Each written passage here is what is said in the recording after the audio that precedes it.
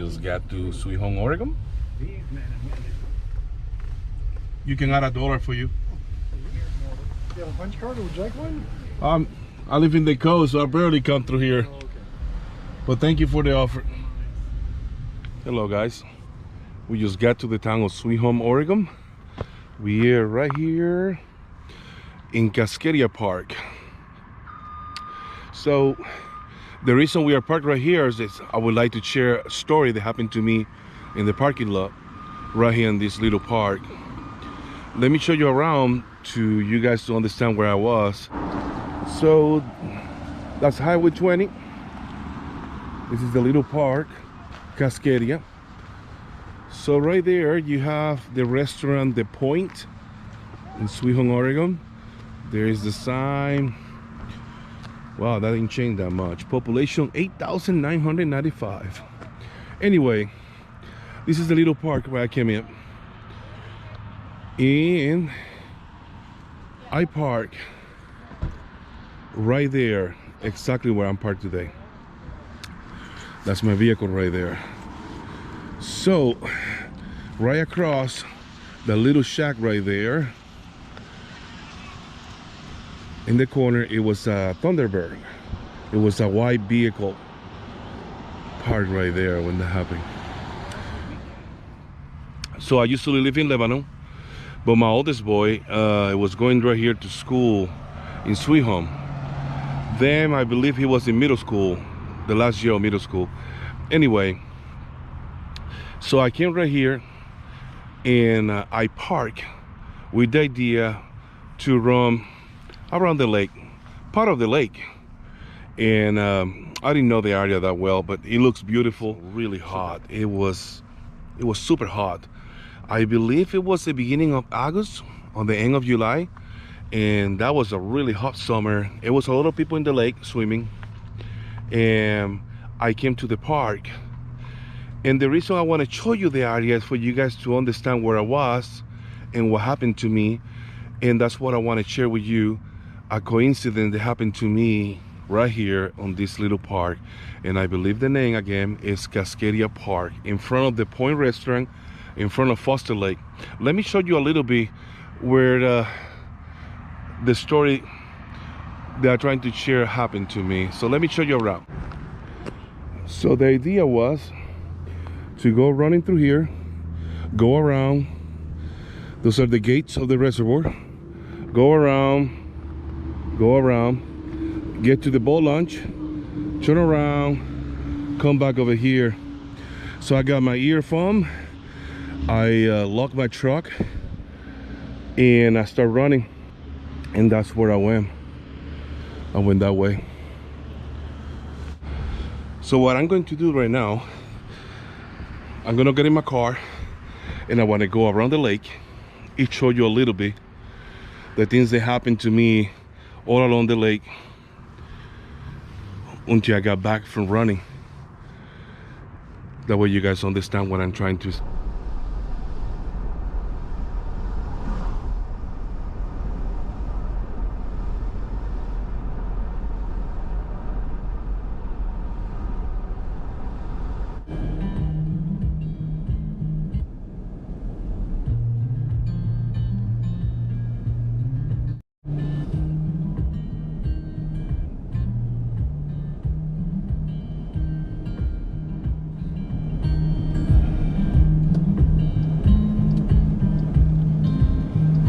So this is the boat launch. I came through here, and right here I walk for a little bit, and I feel really good. And I say, I think I'm gonna keep running a little more. So I got back over here.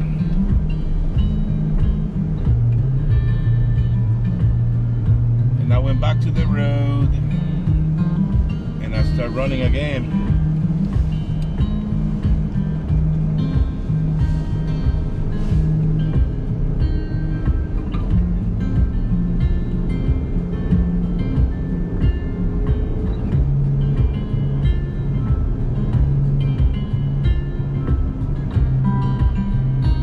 start running, and I start asking myself, I don't know, let's see how long I can go. And right here, I'm gonna tell you exactly.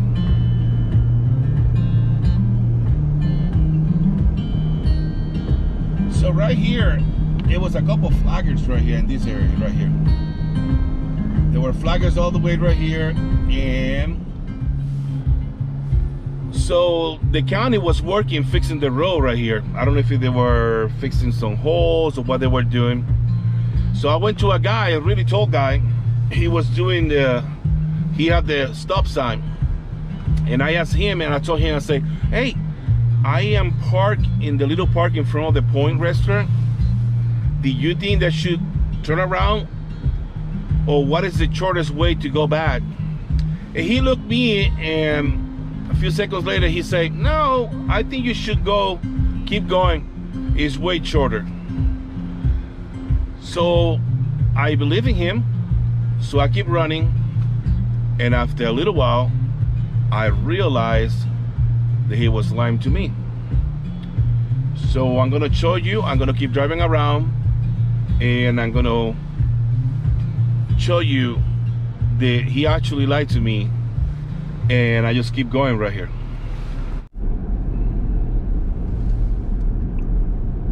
Right here, I stopped running, and from here on, I was walking, and I passed a little park right here on the right side.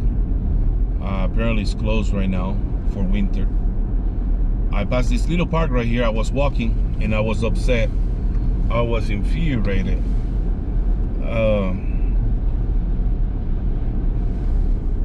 I was in a hurry.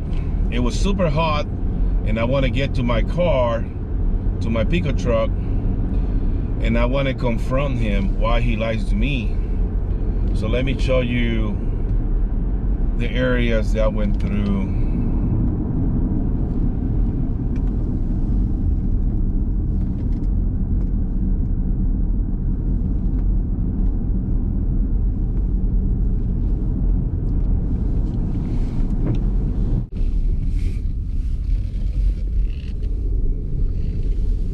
This is Green Peter coming on Foster Lake. I was walking through here. It's a beautiful area, absolutely gorgeous.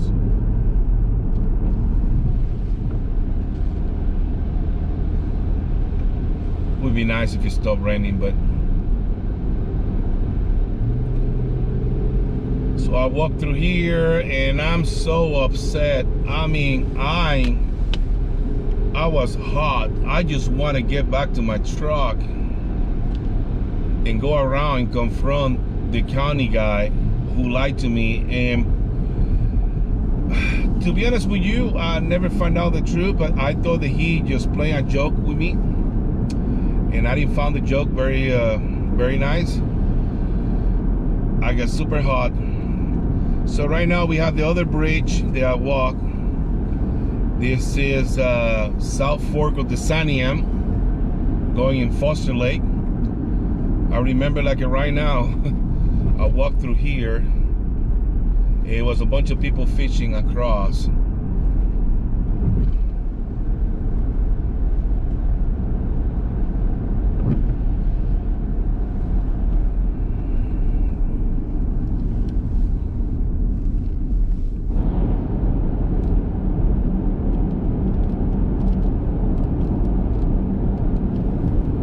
Look like it's gonna rain a lot harder right now. I just want to show you so you to understand. So from here I can see the boat launch all the way across, and I was walking through here, and I pick up my pace because I want to get on the truck and I want to drive around and confront that guy. I don't know if that was a good idea. One of those things, it happened so long ago. I would not do that kind of stuff right now. Not today. You get wise when you get older, I guess. But I got back to the park.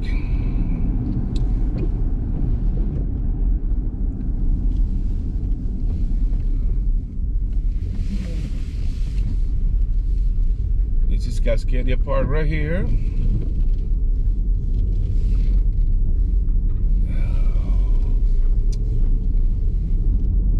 Looks like it's pretty old. How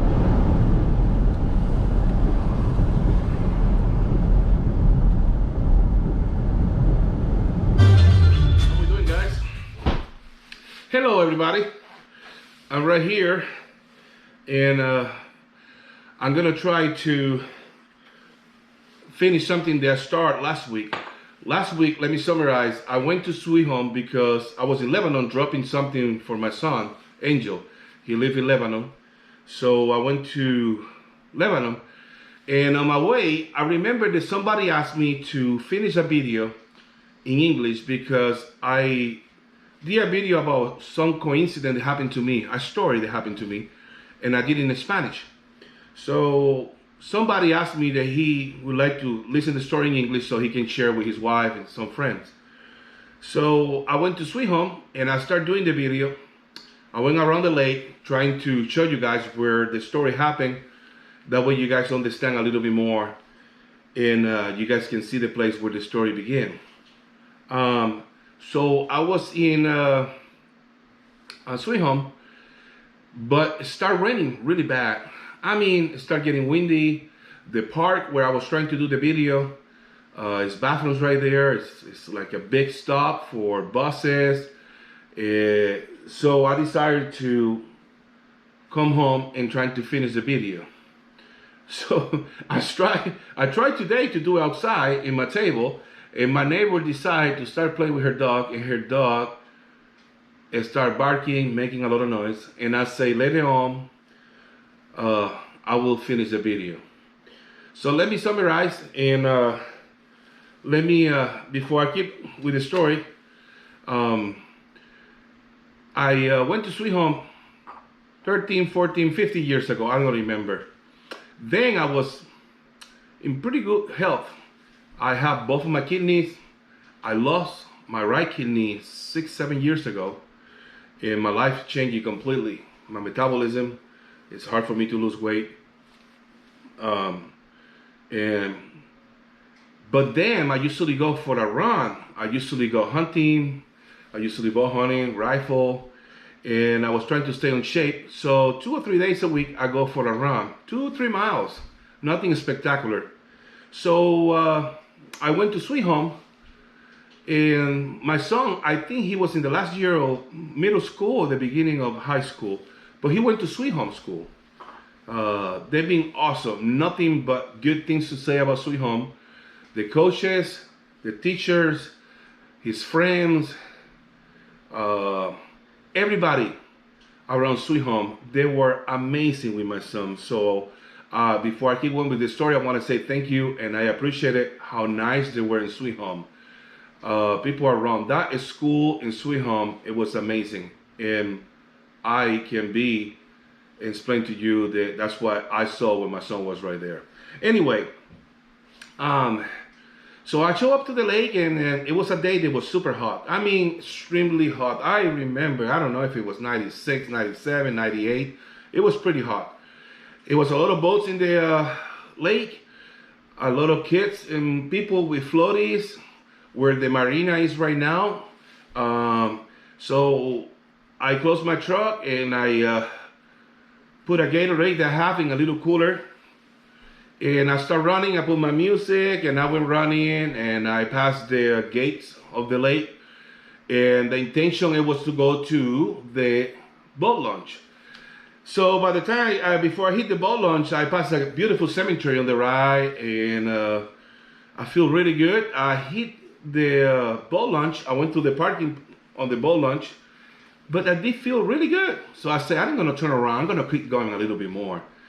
So I start running a little bit more, and I start getting tired. And there is the county. I don't know if they were fixing holes in the ground, but they have flaggers, and they were working. It was a lot of people working right there. It's a tall guy in the corner, and I went to him. I say, "Hi, how are you?" He said, "Fine. What do you need?" And I say, "I'm parked right there by the park," and I point. You can see it from there, and.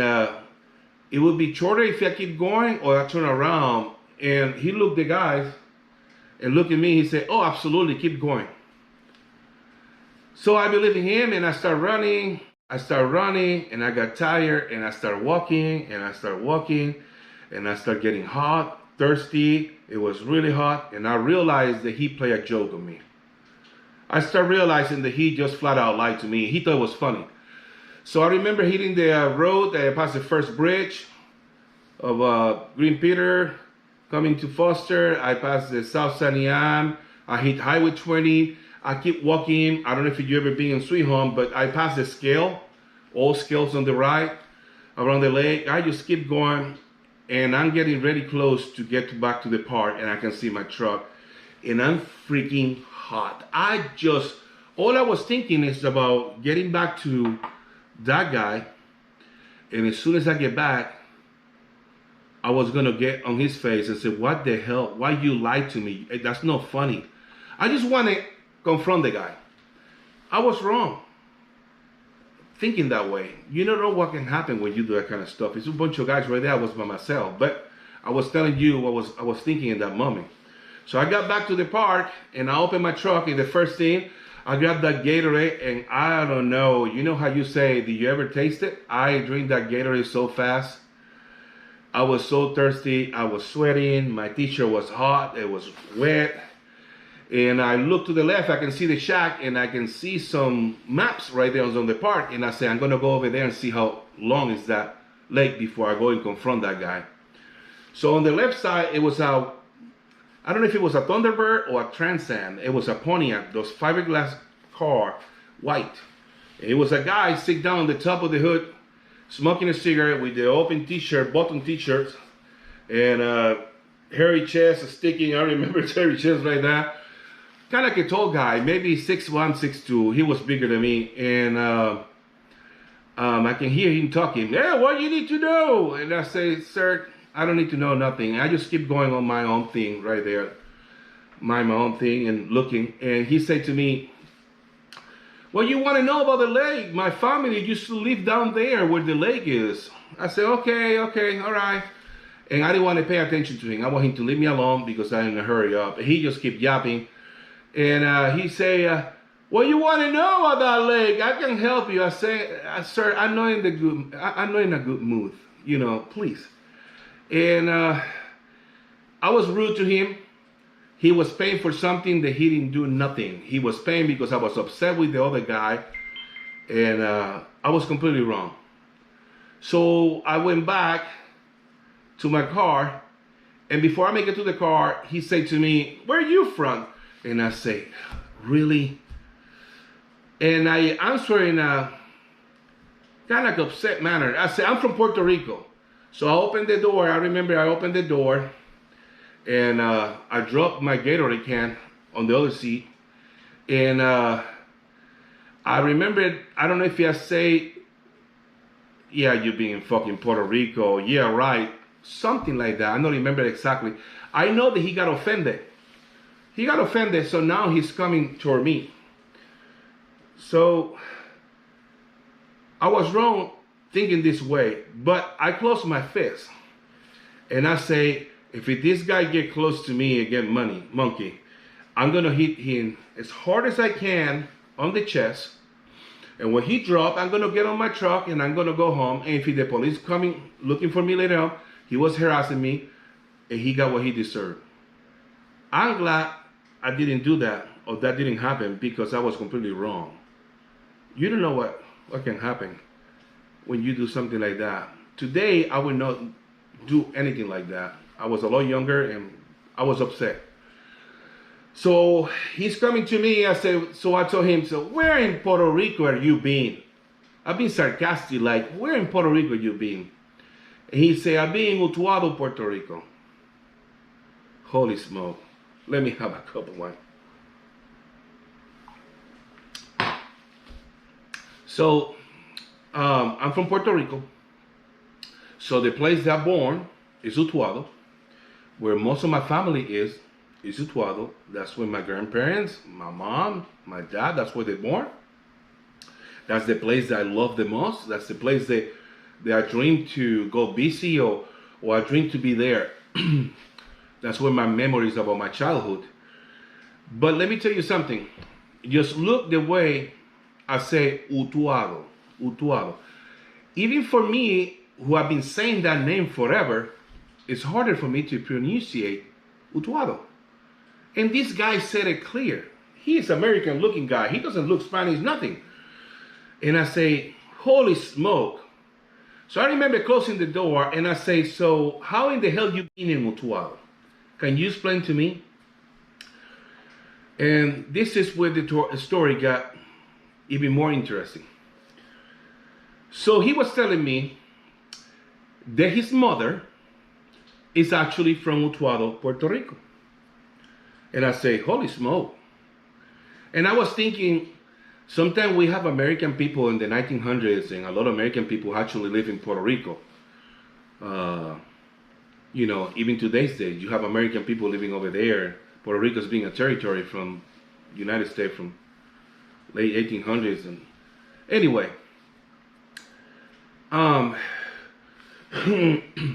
so he told me that his mom family was very wealthy. It was super wealthy. And not just her dad, the whole family, their brothers and family, they have furniture store, they have houses, land, coffee plantations, blah, blah, blah. So I said, wow. So he was telling me that his mother, it was really good in art. So when she was in the school, everybody told the family, I said, my goodness, she can draw a paint, she can see mountains and river, and she can draw them really nice and do painting. She can do the face of somebody, you know. She born that way. She was really good painting. So her family, don't know how, he didn't explain to me, put some money together and decided to send her as a graduation to the east part of the United States. I don't remember, he mentioned where it was. I'm thinking maybe Massachusetts, Connecticut. It was in the East Coast. It was an art school. I don't know if it was Boston. It was a very good art school, and they sent her there for a couple years to go to the art school. So before I keep going with that part, when she was in high school, I don't know why, the reason, I'm talking about early 1900s, 1915, 1920s. She was doing pen pals, writing letters. I don't know if it was a project. She wasn't the only one. As part of the school, the class, I don't know. But they were writing letters to soldiers in the United States. And somehow she sent a letter to a soldier, and he is in the West Coast. And that soldier, for some reason, answered that letter back to her. I don't know if that was the protocol that they go back and forth. I was thinking that it was to lift the morale. The some student from Puerto Rico sent you a letter. But they went back and forth. He didn't mention to me how many times. So, when she came to the United States to go to the art school, she came by herself. You know what she did? She didn't went to the art school. She started coming across the United States. Listen, even today, that's hard to do. You show up for the first time in the United States, and coming across. Can you imagine? Early 1900s, coming across the United States. It was okay. She had money. But still, the safety part, I don't know the weather. I don't know what time she came. But she came across the United States. She came to the, right here, I believe it was Oregon or Washington. I believe it was Washington. That's where he was stationed. So they got together right there. He didn't weigh in details, but he said after quite a while, they were already in love and they ended getting married. And somehow they moved back to Sweet Home. So he said that somehow she was sending correspondence to a sister or a half sister in Puerto Rico. Somehow after more than a year, their dad and her family discovered that she never went to the school, that she is in Oregon. So her dad with the son, I remember that he mentioned there were 3 people that came. All I remember there was the dad, her son, another brother of her, and somebody else. I don't know if it was an uncle, a cousin. But so when they show up over here, she's the wife of a soldier. It's nothing to take. She is the wife of a soldier. So he didn't weigh in detail what happened during that conversation. All I know, he said, the dad of my mother went back to Puerto Rico, and for years he kept supporting her financially, sending money. And because she made it to Oregon, through her, other relative came to Oregon and actually stayed right here. I don't know if it was half a sister or a brother or a cousins. So I was dumbfounded. I just can't believe how amazing that story was. So it started getting late, and I told him, I said, well, listen, I gotta go. And I was telling him, man, I'm sorry for the way I talk to you and how I treat you. And I apologized to him. I remember. So he put the arms around my shoulder. He said, the next time you come to Sweet Home, I don't know what he mentioned, but he says some type of bench on the way to Sweet Home. He likes to sit down, smoke a cigarette, drink coffee. He said, the next time you see me stop, I have some pictures from the town of Utuado that I want to show you. They are amazing pictures. And I was pretty excited. So I'm walking back to my truck, and I say, well, I'll see you later. For what I understand, his name was Bob. And I'm going back to my truck. Okay. I have to stop recording, somebody knocking the door. Anyway, so on the way back, I'm getting ready to leave. And I was thinking, I said, holy smoke, I never asked him about the name of his mom. So I get out of my truck, and he's walking away from me. And I say, Bob, yes, what you need? What is the name of your mom? So Bob walked toward me again. And he said, my mother, her name was Candida Perez. Candida Perez, huh? Boom. Something light up in my brain, and I say, wow. So my grandparents in Puerto Rico, I was a little kid. My grandfather and my uncles, they always worked in the land. That's how my grandpa raised the kids, working on the ground with coffee plantations, tobacco, oranges, bananas, plantains, ñame, yuca, pigs. They have their own cows for milk, goats, everything. It was come from his land. He had water, fruit, guava, cacao. You guys call it cocoa. Anyway, that's how they call it right here. Anyway, it was a beautiful place. So sometime when I show up to visit my grandfather, around 11:30, 12 o'clock, they stop working and they come back and they eat lunch. And most of the time it was vianda con bacalao y cebolla. In another word, it was some type of root that we like to eat, ñame, yuca, plantains, banana, with salted cod. We call them bacalao. It's a typical food. And they come back to eat lunch, and my grandpa usually take 10, 15 minutes on the hammock, and I usually love to sit down by him because I know he's gonna start telling me stories. One time he told me stories about when he went to school for the first time for years, he didn't have no shoes. And I said, Grandpa, that cannot be right. Are you serious? He said, I wasn't the only one. You can count with your finger if you see a kid with shoes. Maybe the family have money. But most of the kids when I went to school, we didn't have no shoes. I just said, really?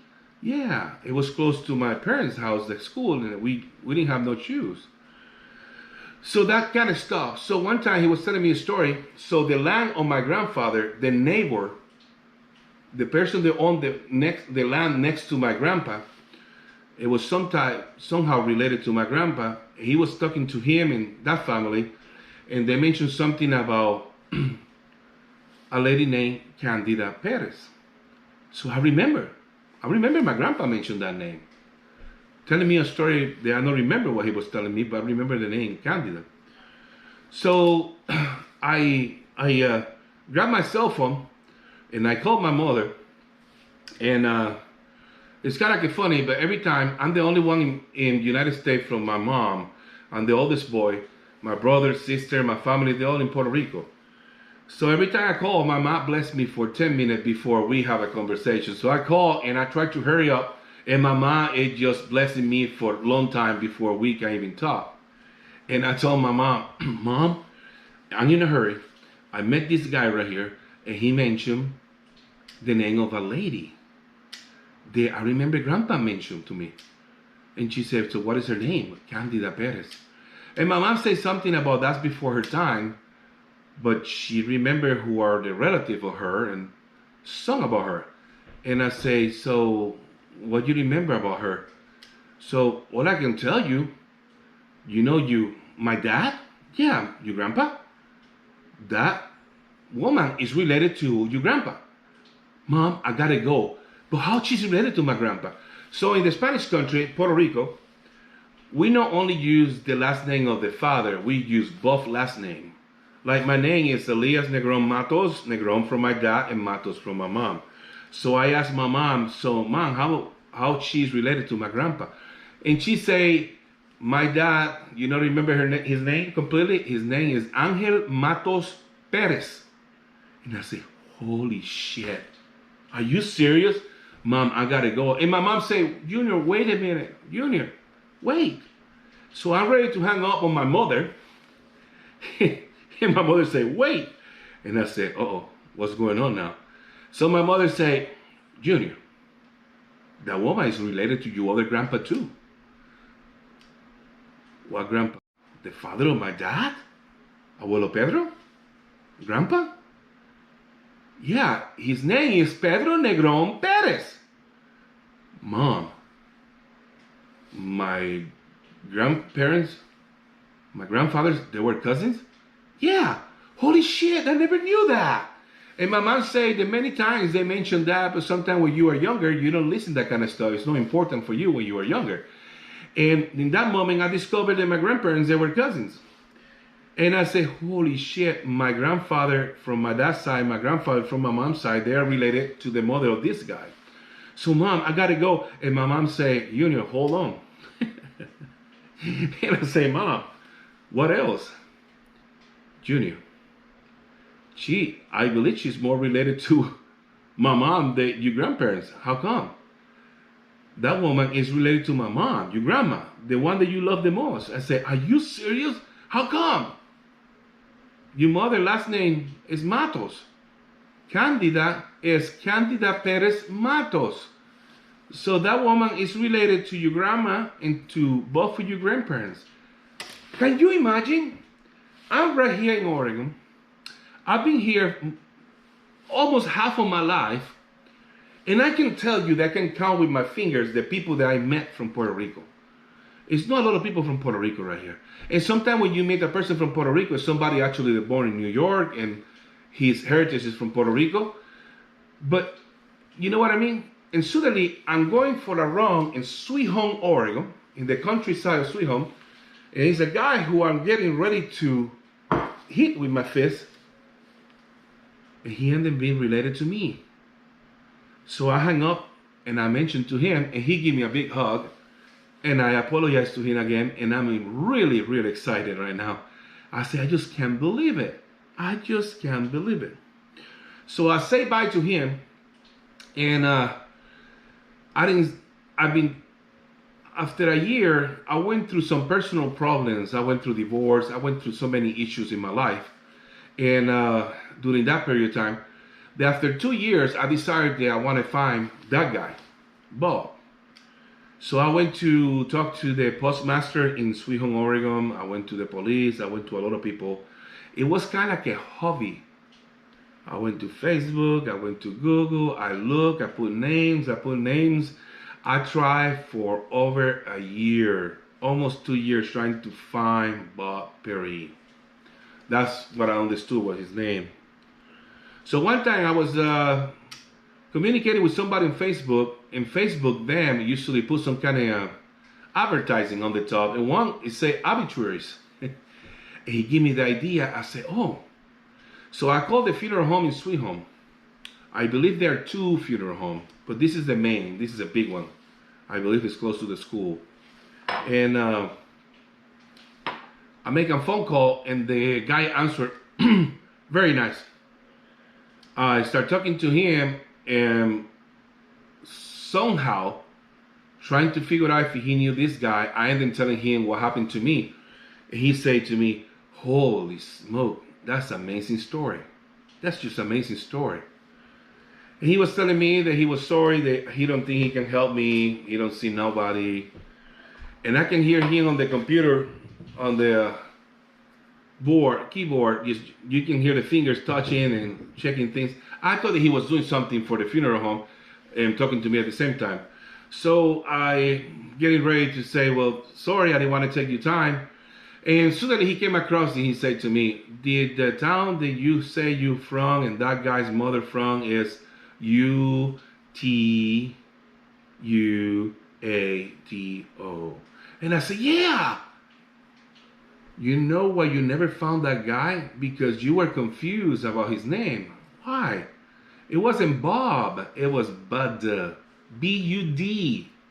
His name was Jose Manuel Peri. And that's why I never found him. He told me that he believed a year, maybe a little bit longer, after he met me, he died of cancer. So he said that he cannot give me a lot of information. Some information is not legally okay for him to tell me, but he said that he had 3 kids. One was a wrestler and blah, blah, blah. So I started looking, and Google, I discovered that he had a son named Dwayne Peri. He was a wrestler. He wrestled in the high school, and he went to compete in the state and blah, blah, blah. And I went to his house. I didn't know that that was him. But when I got right there, this guy with the big neck came in. You can see that he was a strong guy. He's a little older than me. And I told him what happened to me, that I meet some guy. And he said, can you look over the fence? He said, why? That's the car? Yeah, that's the car. He said, that was my dad's car. I ended with it. Come in. So he invited me in. He showed me pictures. That's the first time I saw the pictures of Candida. I saw the pictures of Bud, some of his kids. And it was pretty good. I was able to see pictures. I can see faces of who Candida Perez was, and who Bud and the kids, and other pictures and relatives from Puerto Rico and blah, blah, blah. So I was living, and he said, I want you to know, my sister, she lived, I believe, right here in Lebanon, and my brother lived in Albany. I meet both of them. I meet Diane, and so he said to me, where you live? I live in Grove Street in Lebanon. And he said, less than a quarter of a mile you can walk is a half a sister of Candida. So she's also related to you. I said, are you serious? So I went home, and I remember I went home, drink some water, make some coffee. I got pretty excited, and I got in my car. I couldn't walk, but I went to my car, and I finally located the house. And when I walked right there, that's where I met Monica Beasley. And let me tell you something. One of the sweetest ladies I ever met in my life. She was so sweet. It was enjoyable to drink a cup of coffee with Monica. She was so sweet, so kind. Her voice, it was very, very down. I met her husband. He was a retired military, Mr. Beasley, and they came to my house quite a few times. I went over there. I met some of the family. One time I made coquito, a drink from Puerto Rico. They went crazy, blah, blah, blah. And I moved to the coast, and after a few years, I tried to go back. It was too late. Monica died, so she passed away. But I'm glad I met her. She was so nice. They put the story in a paper, Sweet Home paper. I don't know if it's the Gerald, Albany Gerald. It was a paper that covered Albany, Lebanon. I don't know if it's Palo Albany. It was. I still have some newspaper where they put the story, pictures of Candida.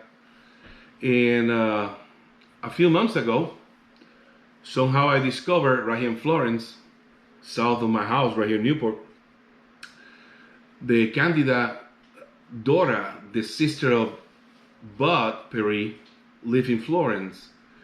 I went down there. I was able to meet her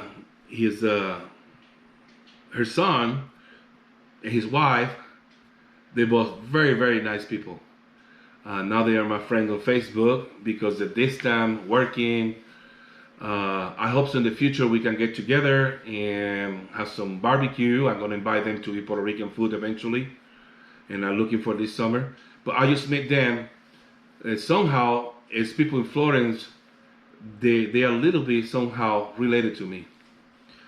So, I'm sorry I took your time for so long. It's a long story. I'm glad I was able to finish it. I've been trying for a long time. And I have a few friends that asked me to do it in English, and I was able to. So, thank you for listening to me. I hope that you enjoy the story. And until next time, I'll see you guys later.